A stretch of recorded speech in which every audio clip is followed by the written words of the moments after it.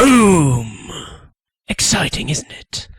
A little bit of darkness to get your penis erect, waiting for a podcast to start. I'm Mark Strong, and this is the Radioactive Screen Podcast. You can probably tell we've been to the cinema. Yeah. Yep. And I'm not Mark Strong. I know. Surprising. I know. It was such a good impression. So good. Hello, everybody. I was just going to talk to you about Green Lantern, if I'm honest, but... Because of Mark Strong? Well, he was in it. As if that's where... Yeah, he was in it, but as if that's where your mind goes when you think of Mark Strong. Because he was... Green fucking Lantern. Because he was the one good part of it. Yeah, but, well... the whole thing was incredibly forgettable for me. I just enjoy Mark Strong. Clearly, when it's Mark Strong, you think of Sherlock Holmes 1 with Robert Downey Jr. and Jude Law. Clearly. I mean, I think I've only seen that once. To be fair, he's good in it. This is not an awful film, it's just not great. I like Robert Downey Jr. as Sherlock Holmes. They're doing a third one, actually. Yes, they are. They announced it. Oh, I wonder if Jared Harris is returning.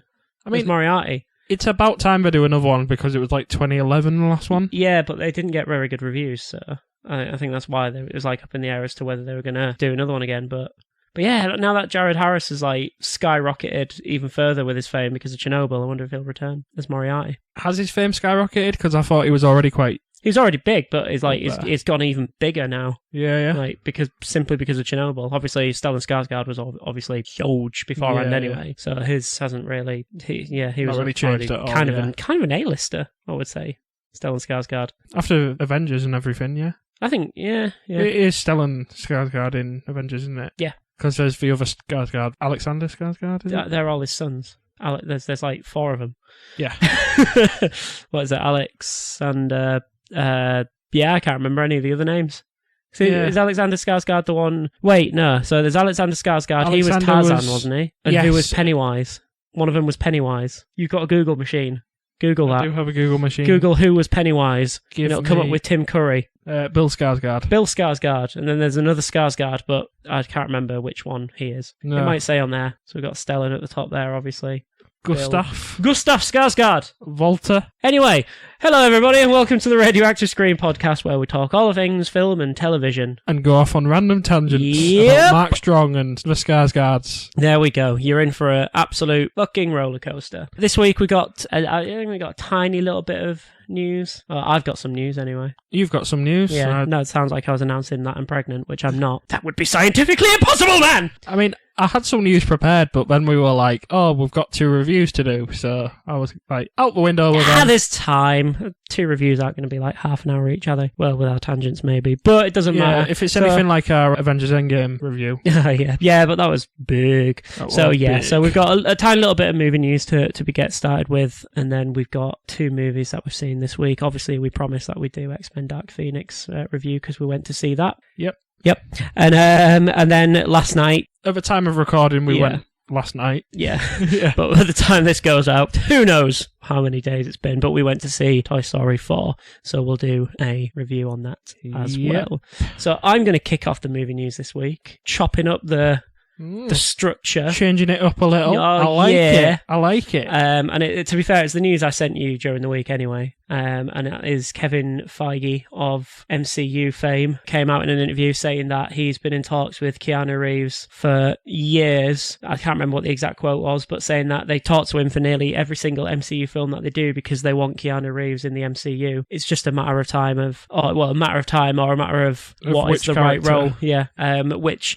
I'm not going to lie, tickles my pickle a little bit. Who would you want to see him as? See, that's where I don't know. I think it should almost be like what Stallone was in Guardians. So like a small kind of character? Kind of small, like a smaller kind of role, but maybe like a reoccurring one. Nah, I think if they get Keanu in a role, they're going to want to go big with him. I know they probably will, but I mean, I think they had that plan with Stallone as well, didn't they? Because they were meant to be doing something with the Ravagers. Yes, and that's still on the board, isn't it? I think it was a Ravager spin-off film or something like that. Yeah, and I think they've still got plans to actually do that, and obviously Stallone is going to be the lead. I think it should be something, at first, to establish him, it should be something like a small little background role. It would make more sense to me if he was in a more if he was more on the kind of Guardians or in space side of things, he was more like a cosmic character than if he was grounded on Earth. Because obviously he's done sci-fi so well over the years. The Matrix was arguably one of the biggest sci-fi films of all time. I don't know much about the character of like Shang-Chi, but I'm sure there's some sort of martial arts character he can play.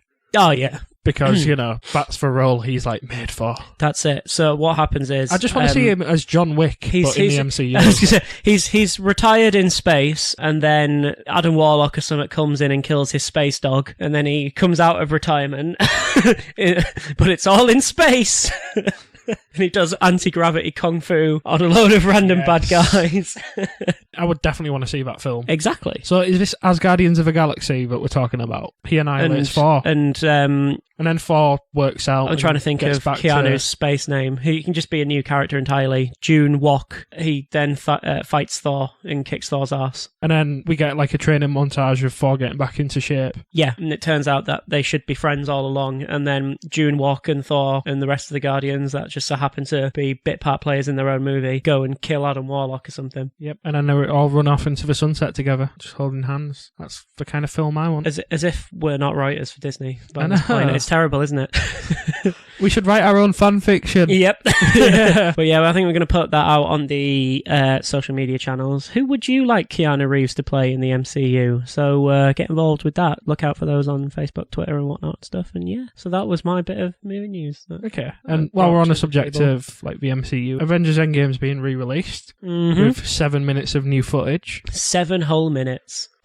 It's already a long film anyway. I know it's because they want to take the top spot from Avatar. That's literally the only reason they're doing this. I'm on board for that, to be fair. Yeah. I don't like Avatar. We've talked at length about this. Oh yeah, I'm not a fan either. But for 7 extra minutes, the amount they're going to have to pay to like re-release it in cinemas, sure, it might take the top spot, but... Who cares, really? They've made enough money off it. It's pocket change for them, really, to...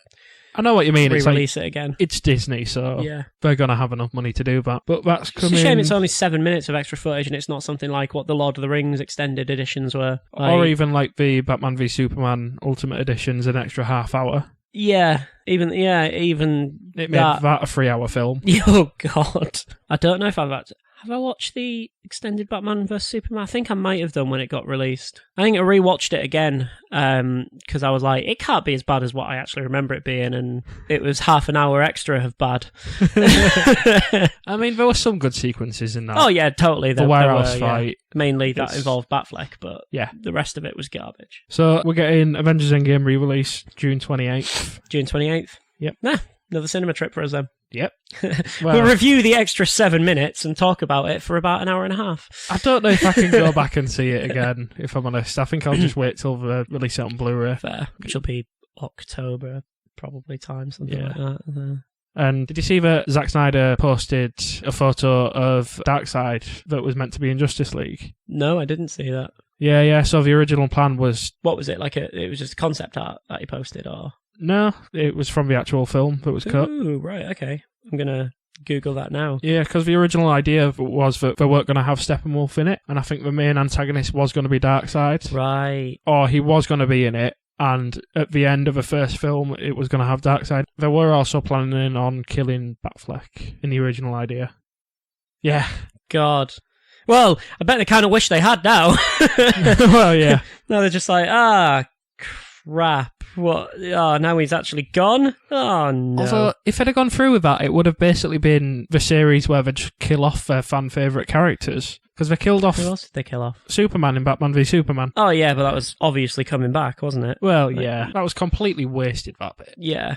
It was like when I went to see the first Kingsman... no, actually, I didn't go to the cinema to see the first Kingsman film. I watched it after it was out on home release. And it was kind of the same thing where, obviously, spoilers if you haven't seen Kingsman, but they shoot Colin Firth. And I remember I sat there, I watched it, and I just turned to who I was watching it with. I just went, can't wait for him to inevitably return in the sequel. And it was like that with Batman vs Superman. As soon as he went, I was just like, oh, right, well, that's not going to last, is it? I mean, at the end of Batman v Superman, they showed dirt on the coffin, moving, wasn't it? Slightly moving, yeah. Then again, I remember they did that with the League of Extraordinary Gentlemen, and they never did another one of that. You can probably see why. Yep.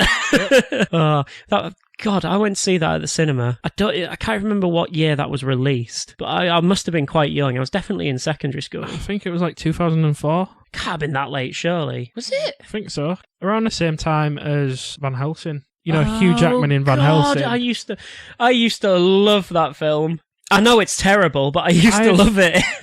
Not seen it since I was a kid. I have the same here, so I'll probably watch it. I think I watched it drunk one night when it was just on in the background, and it's David Wenman, is it? Is that his name? Who was Faramir in Lord of the Rings? Is in it as well? But League of Extraordinary Gentlemen was 2003. Right. So. How do we get onto the League of Extraordinary Gentlemen? Tangents, isn't it? Going back to Kingsman, they've announced the name for the prequel. Yes, they did. I saw that the other day. Yeah, the Kingsman. The Kingsman. Yeah. I'm excited for it. I loved the first one. That came out of nowhere. Don't know how they managed to make it as good as what they did. I enjoyed the second one. I don't think it was as good as the first, but it was just a entertaining continuation. I think I liked it just as much as the first one, to be honest. I don't think I liked it as much as the first one, but like not by much. If you get what I'm saying. Yeah. I think it was still a really good film. Good action flick. Yeah, exactly. Julianne Moore. Yeah. Aged like a fine wine. Okay, I wasn't going with that. Were you not? No. Nah. I've got no shame. Okay. Elton John, aged like a fine wine. When I was watching it in the cinema, I was like, that's not actually Elton John, is it? No, it can't be. Genius. Yeah, brilliant. So, Kevin Feige has also said a Spider-Man and Venom movie is quite likely. But it's not Tom Hardy's Venom. But the ball's in Sony's court. Right. Well, so it will be Tom Hardy's Venom. Well, yeah, he's just been announced as, returning for Venom 2. Why? Pointless. Because Tom Hardy wasn't bad in the role, it was just, he wasn't given much to do. I think it was a mix. We had this conversation sort of the other day, didn't we? And there's a video that I kind of want to do about Tom Hardy. And I completely disagree. Which I will get written. Well, it's not disagree. I'm not saying he's a bad actor. He's actually a phenomenal actor. I just think he's not picked great roles recently, and some of the roles that he has picked, he seems to be phoning it in a little bit. You cited Mad Max as one of them, and I completely disagree with that. It's not... Wait, what? As one of the roles where he was just phoning it in. Well, no, it's not that he's phoning it in that one, it's just that he's not got a lot to do in it. And it's a Mad Max film, but he's not really the central character in it. Charlize Theron's really the main part of that. Yeah, and it's not even her that steals the show in it for me. It's Nicholas Hoult, weirdly. Okay, I thought he was the best part about that film by a country mile. Oh, what a day. What a lovely day. What a lovely day. I just... Venom. Oh, it bugged me so much. I didn't enjoy it, but there were some scenes I was like, okay, they had the groundwork there that they could have improved on. Kind of like when he's in the lab and all the soldiers are coming through, it's for smoke grenades going off, and you see Venom like kind of creeping around. They could have made that like a horror kind of thing. Yeah. Where Venom's just sneakily taking them out. I don't think Sony know how to make good films anymore. They're just clinging on to old characters, aren't they? Doing a life and just going, quick, get it out, I don't care. We want to keep hold of these because it makes us money. Well, they've got Spider-Man. I mean, yeah, they turned that to shit. Spider-Man, what, is in the Sam Raimi ones? Tom Holland. They didn't write it. Yeah, they did. It was in partnership with Marvel, but they still wrote it. Yeah, but obviously they had all the Marvel executives looking over their shoulders, just like, no, do that, don't do that. Yep, okay, good, well done. Come on, the creative, the way Sony have been recently, clearly the creative control was more in Marvel's court than it was in Sony's. So are you saying Sony are basically the EA of filmmaking? Sure. Because EA have recently said, no, loot boxes aren't gambling, it's just a bit of fun. It's like, oh God, fucking EA. You are really the worst company in the world.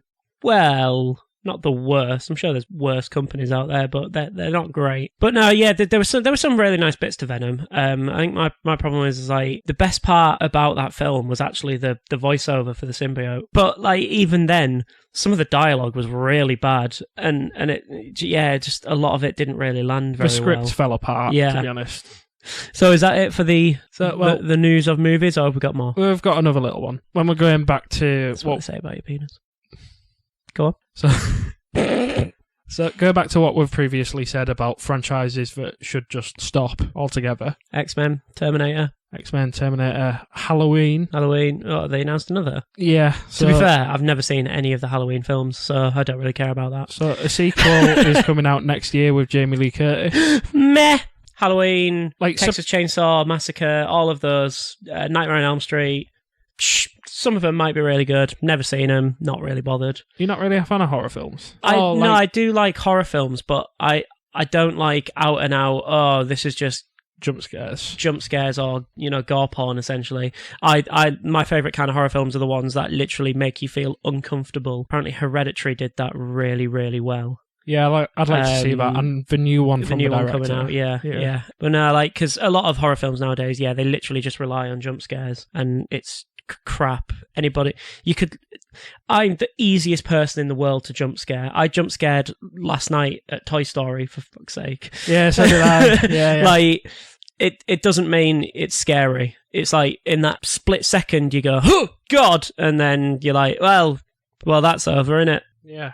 No, I prefer the more psychological kind of horrors, which is why I was really impressed last year with Haunting of Hill House, because they got that spot on, in my opinion, because there was only 2 or 3 jump scares in the whole thing, and the rest of it was just like, whoa, this is just messing with my mind a little bit, and the way they filmed it made sense with the actual writing of the story. That's the best thing I could come up with there. Yeah, it's really good. Watch it. I've not actually seen Haunting of Hill House yet. Really good. We even did a parody on the YouTube channel that we did, yeah. You guys should go and watch and subscribe to if you want to be in with a chance of winning some tickets to something that we'll mention later on in the podcast. Oh yeah. Yeah. I was getting my hair cut this morning, and the hairdresser was like, so do you go to Comic-Cons and stuff? I was like, well, I'm in a podcast and we're doing a giveaway, so... Ooh! We got a follower. Possibly. Oh! Shout out to Hairdresser Lady! Yeah. Is it a lady? Yep. Shout out to Hairdresser Lady! Yay! Thanks for following us, maybe. Cheers for cutting my hair. Yeah. Yep. Yeah, it looks great. Genuinely does. It looks good. When I came in, you were like, oh, I didn't even notice you got your hair cut. Yeah, but I don't pay that much close attention to you, Josh. That's rude. Oof! Just joking, I love you.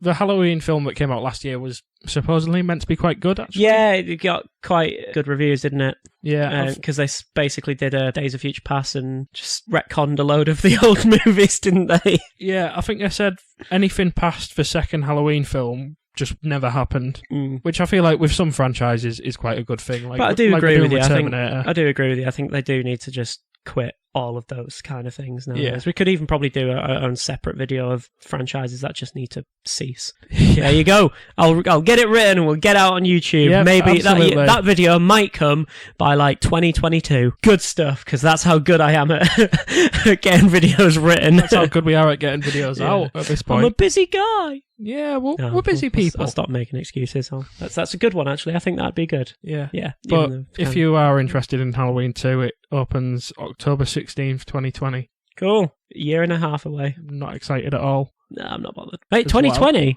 Yeah. Oh, right, 2 years away. Jesus. No, next year. God, yeah, we're in 2019, aren't we? For some reason, I thought we were in 2018 there. Oh, God. What am I doing with my life? Existential crisis on the podcast, guys. Welcome to this section. So we had the finance section last episode. Yeah. The existential crisis in this episode. What's going to be next? The Purge. The coming apocalypse. Yeah. And speaking of apocalypse, here's the quick segment on what have you been watching this week? So I've been watching Good Omens on Amazon Prime. This actually ties in with the last little bit of news. Yeah, I thought that was good. Yeah. So I really, really enjoyed it. Good Omens, yeah. It was really well done. Beautifully shot, I have to say. Michael Sheen is absolutely excellent in it, but as much as I do love Michael Sheen, David Tennant absolutely steals the show, in my opinion. To be honest, all the way through the series. Whenever he's in a scene, the focus is on him because he's just that good. I don't think I've seen him in anything where I've been like, he was just shitting that. Well, yeah, I am not a fan of Doctor Who in any way, shape or form. In fact, I don't like Doctor Who at all. But even I can admit that his performances in that were just brilliant. Like the few episodes that I have seen. Yeah, he literally can. I don't think there's anything David Tennant probably can't do. I remember after watching the first season of Jessica Jones, I was like, I enjoyed it and it was good, but David Tennant carried that series, and you could tell because the second season suffered without him, except for spoiler alert, that one episode that he sort of came back for a cameo role in. Yeah, like I kind of want to see season 3 of Jessica Jones because it's just aired on Netflix. But without David Tennant, I'm kind of like, what's the point? Because he made that show. Yeah, it was a bit weird to kill him off at the end, first season. Yeah. It was just like, he's meant to be her big enemy. So Good Omens. Yeah, would recommend if you've got an Amazon Prime account. Yeah, so have you seen recently 20,000 Christians took to Twitter or something? Yeah, they signed a petition. Oh, no, so they signed a petition to Netflix to cancel Good Omens. Yeah. It's an Amazon stuff. Prime show, people. Yeah, it's fantastic, isn't it? But did you see Netflix's response? Amazon Prime's response. Amazon Prime's response. Yeah. Amazon Prime's response was, hey, Netflix will cancel Stranger Things if you cancel Good Omens, which there was a last trailer for Stranger Things that came out the other day, FYI, because it's out on July 6th. Still not seen it. You've not seen Stranger Things? Nope. But why? I feel like it's something that would be right up my alley, to be fair. It's brilliant. It's very Spielberg-esque, right? Yep. Yeah. The first season is just basically a mix of E.T. and Stephen King's It, but with its own excellent storyline and amazing acting, even from I don't like child actors. Same. Like, when you have a bad child actor, it will ruin, and no matter how good the film is, it will ruin an entire film if the child actor is bad. They can't really be blamed for it. They are a child. They don't know the ins and outs of acting. Like, that's just natural. But every last one of those kids is brilliant in it. Like, it's almost like they've been acting for years and years and years and years. I think some of them have had previous experience, but I think there was a handful of them that hadn't at all. And it's excellent. Okay. But yeah, so what have you been watching this week, Josh? So recently I've gotten back into a lot of like Lonely Island stuff. Oh yeah. I watched Popstar, Never Stop, Never Stopping. Great film. Such a good film, yeah. I've been listening to so much Lonely Island recently at work as well. Excellent. So much so that I was kind of like bobbing my head to a song, and one of the guys came over and he was like, "Oh, Josh, what are you listening to?" And I just started singing Finest Girl. Yes. And then he just walked off. I was like, okay, well, I freaked him out a little bit. Inappropriate song in the workplace, but who cares, Josh? You do you. I also watched the unauthorized Bash Brothers Experience. Right, that's one I haven't actually seen. It's basically a whole new album. It's like full of music videos. Oh, right. Oh, right. Okay, yeah. So it doesn't really have a storyline to it. It's just they both play baseball players who do a lot of steroids. It's quite good. I'd give it a watch if I were you. I've also seen Tour de Pharmacy, which is the HBO mockumentary about doping in the cycling, and it's really good actually. It's got Lance Armstrong in an interview. At the start he's like silhouetted so you don't know who it is, and then people start like opening doors and letting a light in, and then you just see him wearing like different disguises, and it's just really funny. I'd recommend giving that a watch as well. Also, not Lonely Island related, but I watched Afterlife from Ricky Gervais. Oh yeah. I'd definitely recommend that because I'd say it's Ricky Gervais at his best. Like, if you're a fan of him, give it a watch. It's funny, it's heartbreaking, it's just... I keep meaning to get around to watching that because it pops up on Netflix every now and then. I caught about 5 minutes of one of the episodes one time, and it was just like one of those, like, it had me laughing, and then literally the next second I was just like, oh, right, well, I'm going to be depressed for the rest of the day after watching that. Yeah. But like, yeah, no, apparently it is brilliant. It's one of them that's on my extensive watch list. I never thought I'd see a scene where Ricky Gervais calls a little kid a fat ginger little cunt on the way to see his dad who has dementia. It's just funny and heartbreaking. Beauty of Ricky Gervais's writing. Yeah. Brilliant. So if I had to do a one-word review on it, excellent. There we go. Josh's one-word review. Smash that one out of the park as well. So, do you want to hear my one-word review for X-Men Dark Phoenix? Go for it. Meh. Yeah, that's pretty much... I think it was both of our feelings coming out of the cinema after we'd seen it. So I think we're going to go into a bit of spoiler territory for X-Men Dark Phoenix here, so just be aware of that. Let's see, spoiler alert at the beginning. But yeah, I mean, I'll start off by saying, though, I thought it actually started off quite strong. The first, I'd probably say about half an hour of the film, I was like quite enjoying. I'd absolutely agree with that because I thought the scene in space was probably one of the best we've had from X-Men. I really enjoyed that. Yeah. But I think my big problem, which was a bit of a problem almost throughout the whole film, but it was the only bit that really was bugging me in the opening act, which I was enjoying. But it was it's the way they handled Xavier. it's just like, that wasn't Charles Xavier. That was another character. That wasn't what he's like at all. What was this for first act, or just practically all the way through the film up until the end. It's just how he sort of became a bit of a fame-hungry, arrogant arsehole, and it was just like, that didn't sit right with me at all. Like, he's never really been like that. You see, maybe not the fame side of things, but I quite enjoyed the whole, you are kind of only human, you do make mistakes. Oh yeah, I'm absolutely kind of fine with that, but I think it's just that more the way that they put it across, where it was just like, he didn't really care about his mistakes. He was just like, he wasn't willing to admit that he'd made mistakes. Whereas I think from what I know of Xavier, I think he absolutely would. He wouldn't risk the lives of his children, essentially, for no good reason. Whereas this, they just seem to kind of write it where he's just playing it fast and loose, because they're like, yeah, fuck it, do that, I don't care. I mean, Go kill yourselves, whatever. I'm sure there's a comic book storyline in which he has kind of just played quite fast possibly. and loose. There's so many different comics out there, but like I think the vast majority of incarnations of him like didn't sit right with me. But yeah, no, because it did start off strong and then just seemed to take a massive nosedive. Yeah. One thing I will say, all the way through, I thought the script was horrendous. It was awful. Yeah, sorry, not the script. Sorry, the dialogue. I think it really takes a nosedive when they're in the woods and they're having that party. Oh, yeah. And there's just someone randomly singing. Yeah, it's like her mutant power is amplified singing, and she can make dubstep out of fireflies or something. It was bizarre. I mean, to be fair, if you've seen Amazing Spider-Man 2, Electro can make dubstep as well. Yeah. His power is dubstep. Exactly, and that was bad. So what made them think something like that would be good? Yeah.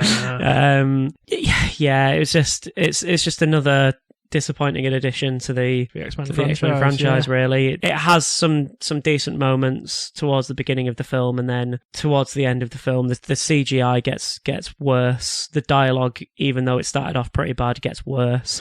They waste a lot of characters. Absolutely. I think the big one obviously is Jennifer Lawrence as Mystique.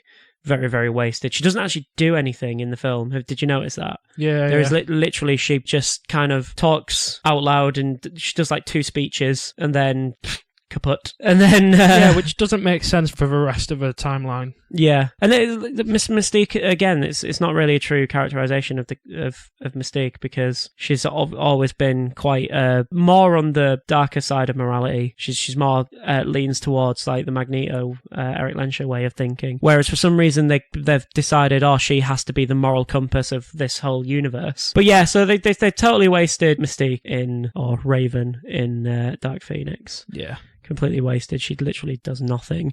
Her makeup also looks worse. Yeah, but to be fair, she was allergic to a lot of the makeup that they put on, so I think that was why. Cause I think it was in First Class. That's why in the films that followed afterwards, you actually see her more as Jennifer Lawrence than what you do in the blue stuff, because she had allergic reactions to it. Although what doesn't really make sense to me is when they're making First Class, surely she would have tried on the makeup first and then been like, actually, I think I'm having a reaction to this. Let's not wear this. Quite possibly. I don't know. Yeah. I don't know how the movie industry works that way. But the director was just like, no, you're wearing it. I wouldn't actually be surprised, because the movie industry can be a horrible place for people sometimes. I mean, let's not get into the whole Me Too kind of thing. We're not going to get into that's not, well, it's kind of what I was hinting at, but like, yeah, there's that, and there's a lot of other stuff that seems to go on. But anyway. Another character they totally wasted in Dark Phoenix was Evan Peters as Quicksilver. I think since they've introduced him, he has actually been probably the best part about this new cast. And he was literally, again, pointless in this film. I don't understand why. I mean, I've not been a huge fan of his character. Have you not? I thought he was the best part about... It's because in Days of Future Past and Apocalypse, he gets basically one scene, and then that's it. Give him more to do. Yeah. But that's the thing in those two films. I would argue that in every film he's been wasted, because he's had one scene. In a way, yeah, but in those two films, when they did use him, he stole the show completely in both of those films. Like, he completely was the best part about those two films. And then in this one, they went, we don't need to actually do it. He'll have like 2 quippy lines of dialogue, and then that's it. He's injured and he goes away. Unless it was like a filming schedule or something, conflict. Possibly, yeah. But it just, it didn't sit. It was just pretty pointless. I'd also argue that although he had a couple of nice scenes, I think Beast was wasted as well. Yeah, I'd say, yeah.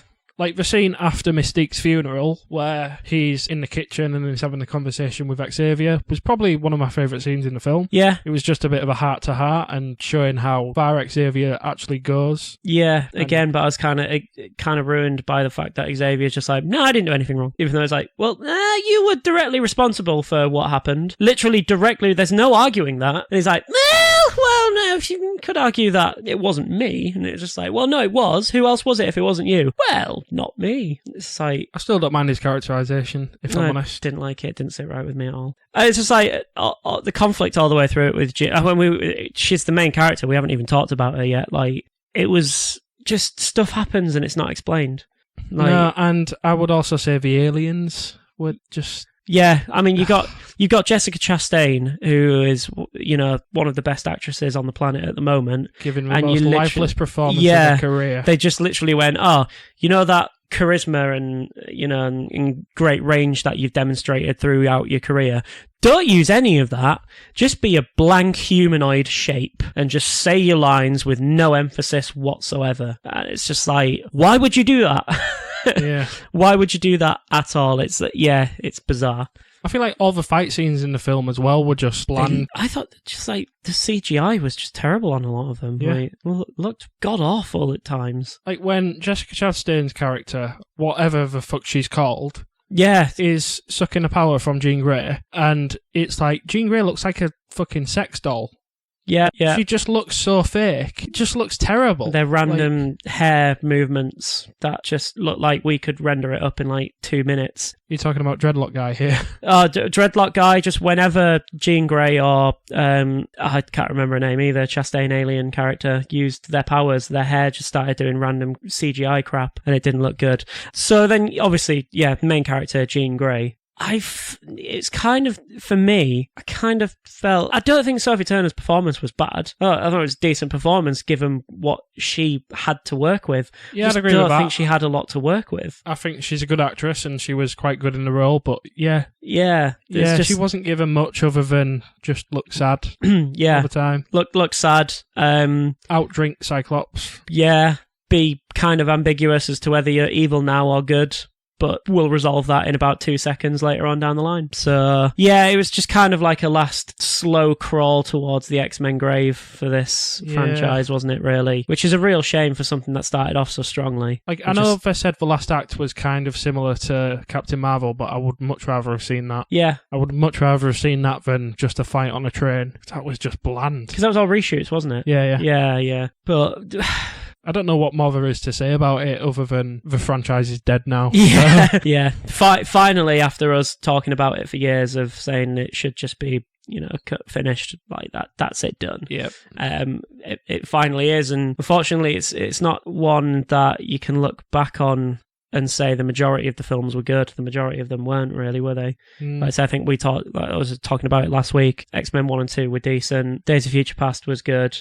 Logan was good, and the rest of them were either average or very, very, very below average. But, we had our rankings. I mean, when the best X-Men film is a film that's not directly tied to X-Men. Yeah. Kind of.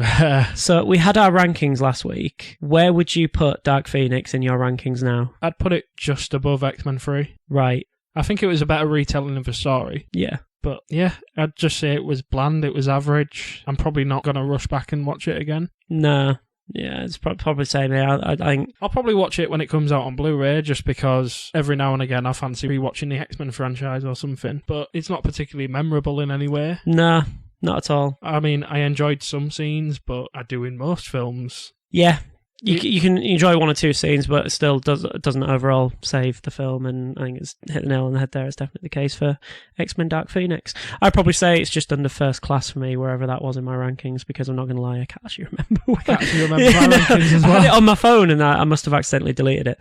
But I think I enjoyed first class a bit more, and I didn't even like that much, so that kind of says all it needs to about Dark Phoenix. Yeah. And then the last thing I will say about it, which I forgot to say before, Michael Fassbender is cool, isn't he? He's a cool guy. He needs to start picking better roles. He's a cool guy living on that ranch in the woods. That whole scene was actually pretty decent, I thought. Yeah, his own version of Xavier's School for gifted, but adults, I guess. So it's Lensha's Island for gifted people. Oldsters. Yeah, sure. Why not? But yeah, so that was our X-Men Dark Phoenix review. It's still in cinemas, so if you want to go and see it after that absolute shining review, go along and see it. But we wouldn't thoroughly recommend it. We'd only say definitely go see it if you're a fan of the franchise. Or if you're a completionist, yeah, kind of like us, I suppose. Basically, yeah. Moving on to Toy Story 4. Yes. What's your one word review for Toy Story 4? Good. Is that question mark? Good question mark? Yeah. Ooh, controversial. Like, I'm a massive Toy Story fan, and like I've said many times before, Toy Story is my childhood. I'm even wearing Toy Story trainers right now. Yep. Toy Story Vans, please reissue them because I really want to buy some more. If you're listening to this, Vans, you probably are because I know you're massive fans. Clearly. Vans fans. Yeah, I enjoyed it as a film, but I don't think it was necessary. Like, I think Toy Story 3 was the perfect closer to the franchise. It felt as if they were like, Woody has more stuff to do, and in a way he did. In a way, it's kind of showing how he's become a thing of the past with Bonnie kind of getting left behind, but he'll do anything to please her, so that's why he kind of takes on the role of looking after Forky.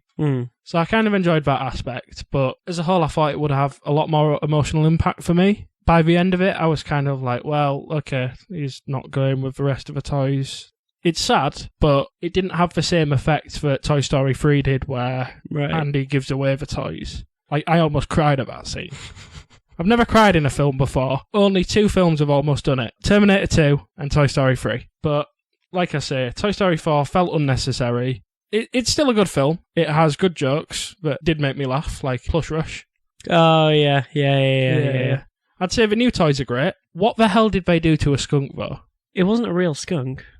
Yeah, so do you think it was like a skunk-shaped car Yeah, thing. but do you think that was a living toy skunk? No, I don't think it was, no. So they gutted it out and made No, it I don't think toy that. skunk? I don't think that wasn't implied. They absolutely did. God, you like reaching, don't you? In my head, they did.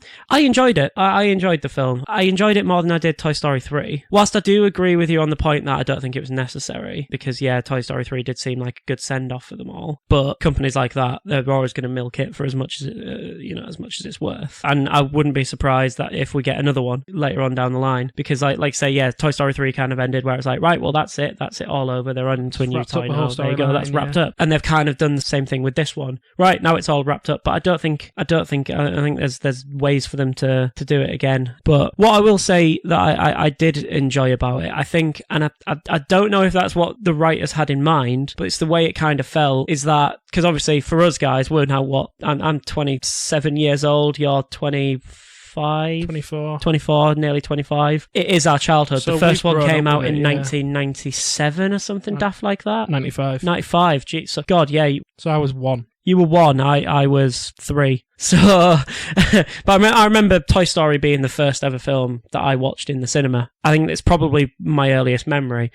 So I think kind of the writers now, like for Toy Story now, they're just like, right, so the vast majority of people who know these characters and understand this story are actually now young adults. They're in their 20s. They're, some of them have kids themselves. Yeah. So I think what they've sort of done is they've gone, so we'll put in a lot of the jokes and, all the shiny, fun colours and stuff that actual kids will appreciate now, but we're going to write it for these nostalgic young adults that are coming to watch it. And I think that's actually quite clever the way they've done that, because there are some bits in there that we were watching and going, kids won't understand that at all, and some of the bits that were actually quite, it's also disconcerting and scary, like it's also the heartfelt kind of thing of Woody's having trouble getting over Andy. Yeah, like he calls Bonnie Andy at one point. Yeah, it's got like kind of PTSD in a way, did Woody. Yeah. Like I say, kids won't understand that at all. But I thought it was really well written. I think a lot of the jokes that even had me absolutely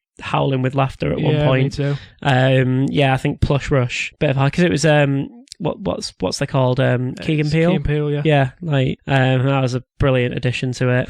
I'm glad they brought Bo Peep back. Needed some Bo Peep closure after we were like, what happened to her in the third one? We needed to know. I think weirdly for me, Buzz stole the show with the whole his inner voice kind of thing, and he doesn't technically have that much to do, does Buzz? Well, I would say Toy Story 4 was really Woody's story. It was Woody's the closure story, of his story. Yeah. So maybe Toy Story 5 will be like The closure of Buzz. Buzz's Yeah. story. But no, I definitely enjoyed it. It's definitely worth a watch, especially if you are a fan of the Toy Story. Absolutely. Like, as much as I films. think it was unnecessary, I'm still a massive fan. I'm a fan of Toy Story as a whole, obviously, and I'll buy it the day it comes out on Blu-ray. I'll You can watch already it again. pre-order it, Josh. I'll probably pre-order it. Because, yeah, the first thing I did when I got out of the cinema was text my mum just being like, guess what I've just seen? And she's like, you've seen Toy Story, haven't you? I was like, yeah.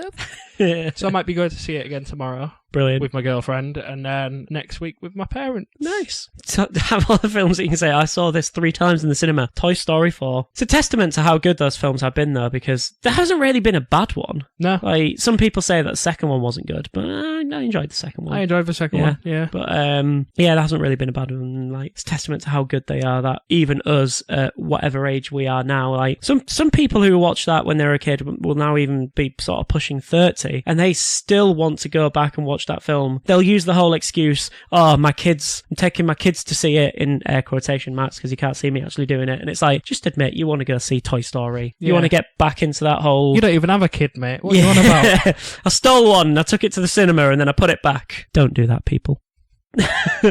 Although, if you have to, it's definitely worth it. Just admit you want to go see Toy Story and watch it. I think we made the right decision at going at like 9 o'clock, though, when there was no other kids about. Yeah. There was only, There was a couple. There was only 2 or 3 in there, weren't there? Yeah. Disclaimer: we didn't steal any of them, so it's fine. But yeah, so I've got that one trapped in my boot. Disclaimer: that is not actually true. That is a joke. I think. I can't tell. His eyes tell a different story. I'm gonna get the police kicking down my door. So, where are they? Yeah. Batman. Where are they? Yeah. So that was our review of Toy Story 4. Would recommend. Going back to the whole Buzz thing in Toy Story, when he was pressing the button for the voice inside his head and it was telling him to go back, I kind of thought he was going to be like, no, I'm going to go with my heart instead of what my head's saying. I thought that would have been a nice little... But they're toys. They don't have hearts. But, well... Never dissected one. Let's count the batteries as a heart. No, exactly. And, don't think too much into it. It's an animation made for kids / adults that were kids at the time. You're literally just thinking too much into it. Well, I just thought it would be a nice story beat for it. Him going with his heart instead of his head. Kind of disregarding what Woody told him to do. Yeah. But not actually told him to do. His interpretation of what Woody told him to do. Yeah. So carry on. It was a good film. I liked it. I would probably rate it the lowest out of the Toy Story films, but still, for an animated film, I really enjoyed it and would definitely recommend people go see it. That we would. So I think now that's all that's left is to talk about our giveaway. Little giveaway, yeah. You know more information about it, so you go for it, Josh. So York Unleashed, 11th of August. We have 2 tickets to give away to it. All you need to do is subscribe to our YouTube channel and just follow us on social media, because we'll be announcing the winners on there. On social media, we're on Facebook, Twitter and Instagram. We'll be announcing the winner on there on July 1st. So just make sure you give us a like and a subscribe, and then you can, get all the updates from the podcast, like when we release and stuff, and all the funny memes that we post. Yeah. Memes created by me sometimes. Yeah. And you'll even get to meet me at York Comic Con. So what more could you want? Maybe. You might be hiding. Just be like, I'm going to go hide behind the stands of toys, crying with Woody and... Wait. Hiding from all my fans. Sure. Yep. Good stuff. Because I'm the charismatic one in this podcast. You've got charisma, Josh. Don't put yourself down like that. I'm definitely going to go for a cry behind the toy stands. With Woody in one hand and Buzz in the other. Euphemism. And on that note, this has been Radioactive Screen Podcast. And on that sentence out. And on that note, this has been Radioactive Screen Podcast. There you go. Episode 11, entitled Your Mother's Toys. It's not going to be entitled that. Well, it might be. I know what Josh is like. Don't forget to go give us a like and a subscribe on the YouTube channel, on social media accounts. We're going to start getting more stuff up on the YouTube channel soon. So mark our words. Keep your eyes out for that. Yep. It's going to be great stuff. It will. It definitely will. I've been Sam. I've been Josh. Bye. Bye.